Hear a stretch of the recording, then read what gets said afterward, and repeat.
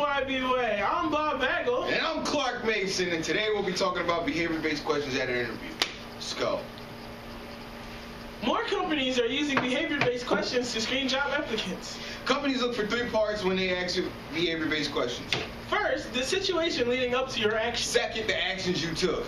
Finally, the results of your action. For example, let's say you're asked the following question. Tell me about a specific time when you remained calm during a stressful situation. A high-quality behavior-based answer to this question might be, as a store manager at ABC Office Supplies, I was in charge of every employee's safety. One day, an employee accidentally cut her hand with an X-Acto knife and began bleeding profusely. This is the situation. As the first person to reach her, I used the clean towel to stop the bleeding, called 911, and helped her remain calm until the paramedics arrived. This explains the actions you took. After 7 stitches at the hospital, the employee was on her way to recovery, and because of my composure under the pressure, the CEO of ABC Office Supplies wrote me a very positive note of recognition that went into my permanent personal file. Finally, the end result of your action. In contrast, a low-quality answer could be, a couple years ago, I helped an employee that had cut her hand. No situation and very vague action. The employee was fine, and I got a pat on the back from my company's president. A vague result that underplays the recognition received by the candidate. When asked behavior-based questions, always remember to include all 3 parts to your interviewers.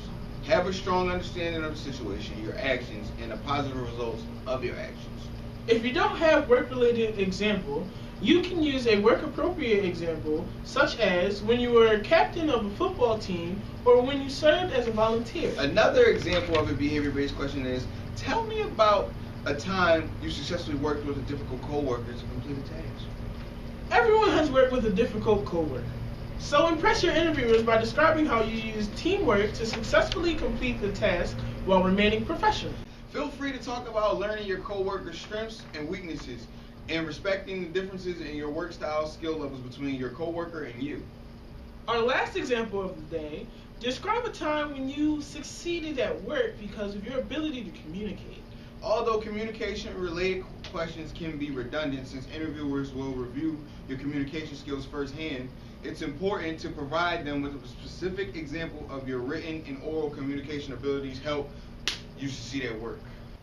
Remember to describe how you communicated effectively by describing the results of your actions. This may be a good time to talk about commendations on any reports or meetings you led. Thank you for watching this video. Please stay tuned for future videos. If you are a student and need any help making your resume, come to the post-secondary lab Mondays and Wednesdays after school. And if you're alumni, come to the employment lab during school hours, Monday, Wednesday, Friday. Contact your post-secondary coordinator for more information. It's the YB Way. You know it's Clark. Bobby back in the saddle. We out. Let's go.